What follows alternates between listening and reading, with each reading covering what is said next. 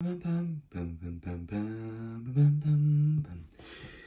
vit entre deux mondes, on vit dans une société qui est complètement inversée, on vit notre spiritualité, on vit ça en même temps et bien souvent ça peut se trouver un peu difficile de naviguer un peu les deux mondes, de naviguer notre pratique spirituelle personnelle et en même temps passer du temps avec les amis, la famille, voire des collègues et de, disons les choses honnêtement, prétendre d'être normal, prétendre d'avoir une vie qui est correcte, qui est normale, mais pas pour autant mentir aux autres, pas pour autant devenir une fausse version de soi-même. Donc c'est une chose délicate d'interagir avec cette société, sachant que on a des croyances, où on a des mises en place, des façons de faire les choses, façons de voir les choses qui sont complètement différentes.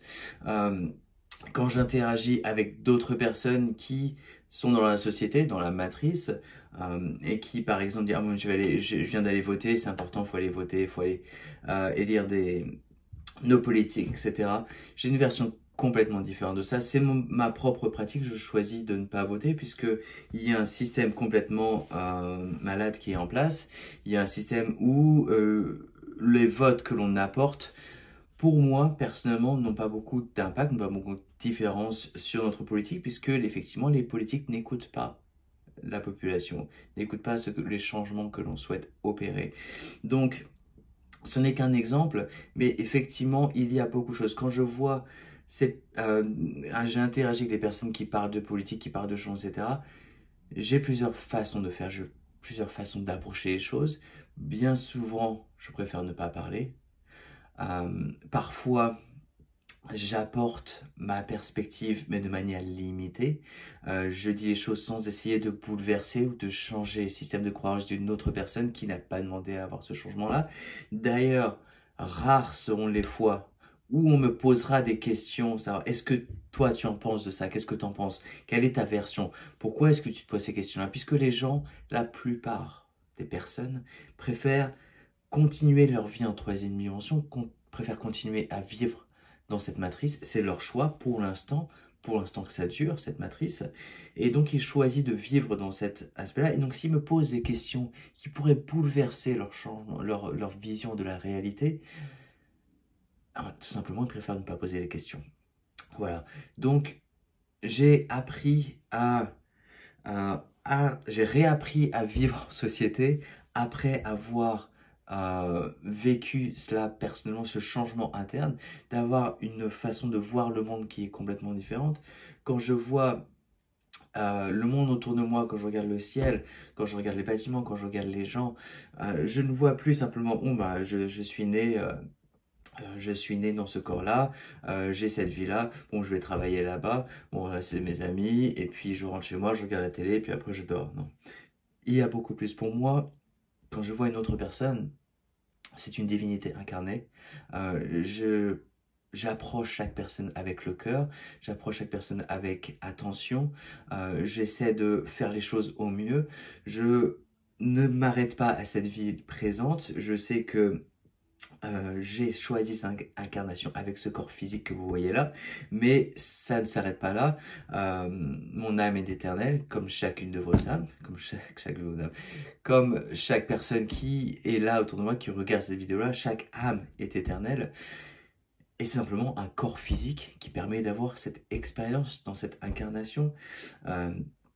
Et on choisit d'avoir cette expérience, on choisit d'apprendre, on choisit d'évoluer, on choisit de grandir dans cet environnement-là. Et donc, je ne vois pas les choses comme un intérêt à je n'ai pas un intérêt à la spiritualité. Dire, ah bah ça, ça a l'air bien, c'est intéressant. Ah, les chakras, c'est sympa. Pour moi, c'est l'inverse. Je vis dans cette spiritualité, dans cette dimension spirituelle.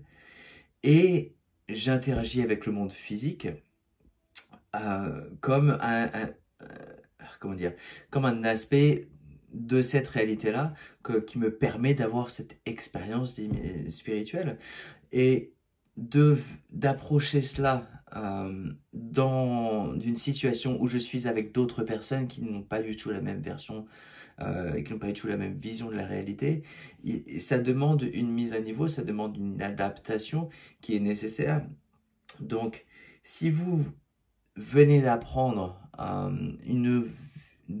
si vous venez de considérer une vision complètement différente de la réalité, de voir les choses bien différentes, et vous souhaitez réapprendre à vivre en société, réapprendre à interagir avec d'autres personnes, vous êtes sur la bonne vidéo, puisqu'on parle effectivement d'approcher en authenticité, de interagir, de vivre en authenticité avec d'autres personnes, même s'ils ne sont pas intéressés à la spiritualité, puisqu'effectivement, on est ce lien entre deux mondes.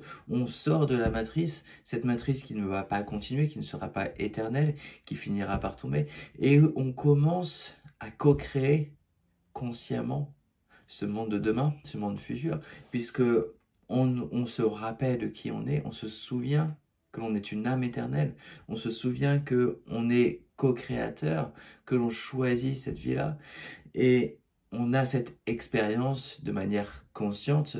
On navigue entre ces deux mondes, entre le monde spirituel et le monde physique, puisqu'on est ce pont qui nous permet d'approcher cette dimension future, cette vision future que l'on a. On crée ce futur consciemment, de manière co-créative.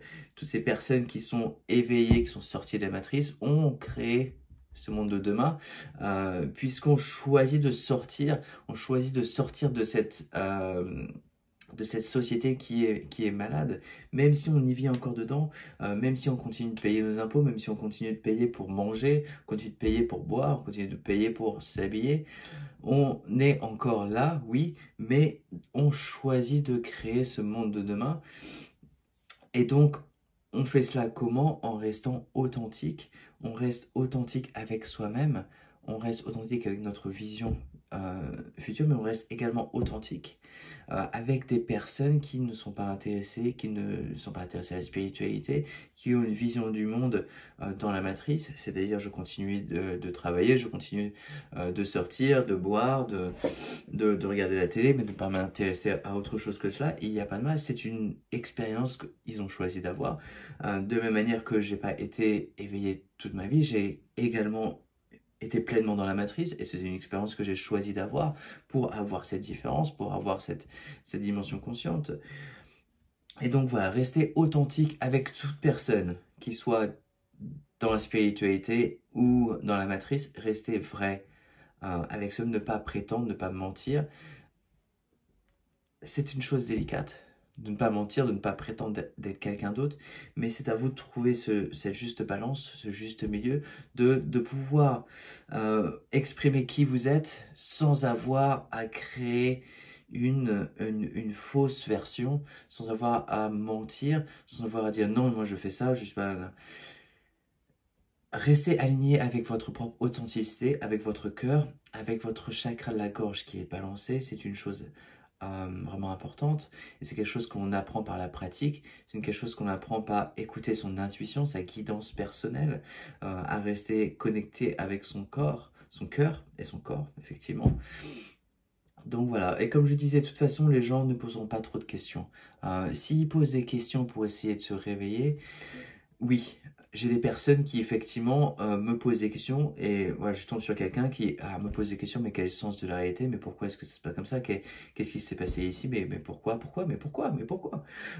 Et donc dans ce cas-là, je réponds. Si on me pose des questions, je réponds activement, consciemment, je suis content, je réponds. Mais si on ne me pose pas de questions de manière consciente, si on ne me demande pas mais pourquoi est-ce que la réalité est différente? Mais pourquoi est-ce que... pourquoi ci, pourquoi cela? Si on ne me pose pas de questions, je ne réponds pas. Je ne cherche pas à éveiller quelqu'un qui n'a pas intérêt à s'éveiller, puisque si vous faites cela, vous allez énerver cette personne-là. Vous avez peut-être eu l'expérience de cela. Vous allez l'énerver parce qu'elle choisit de ne pas sortir de la matrice. En tout cas, pas pour l'instant.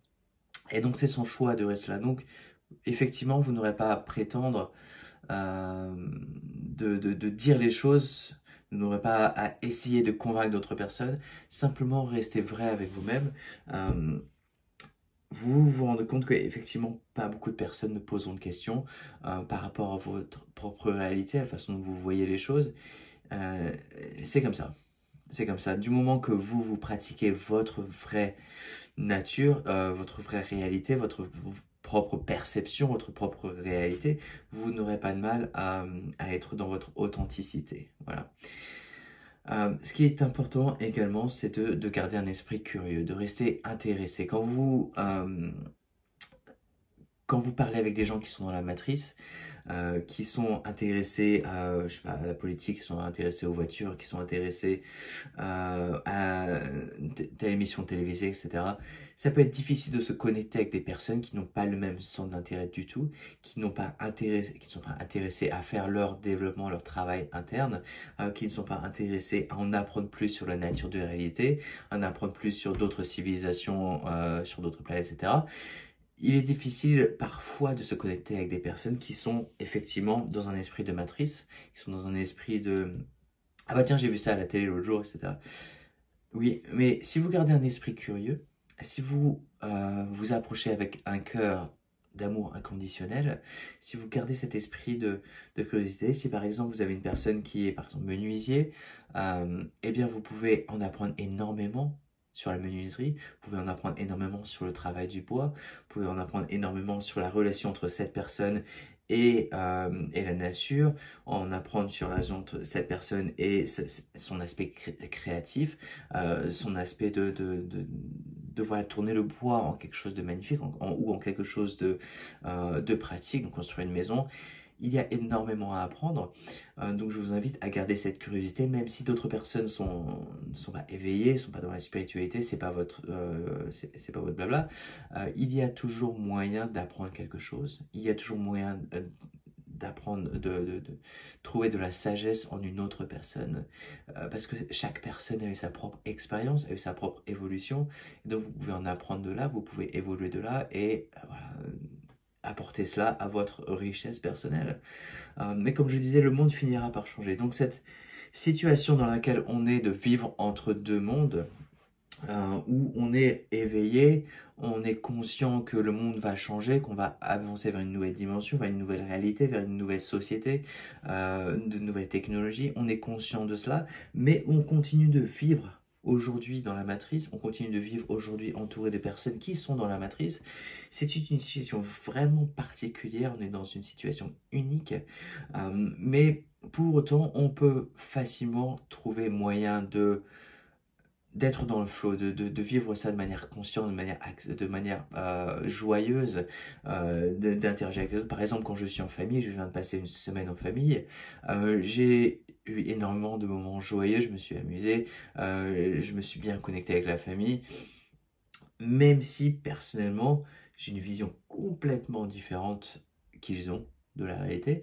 Mais voilà, il y a toujours moyen de se connecter avec votre cœur, avec d'autres personnes, même si vous n'êtes pas obligé de rejoindre leur système de croyance, vous pouvez rester vous-même, vous pouvez aussi créer des sujets de conversation qui vous intéresseront tous deux, parler de marche en nature, parler d'espèces animales, parler d'essayer de changer le monde avec nettoyer les océans, par exemple. Il peut y avoir plein de sujets qui intéresseront des personnes différentes. Voilà.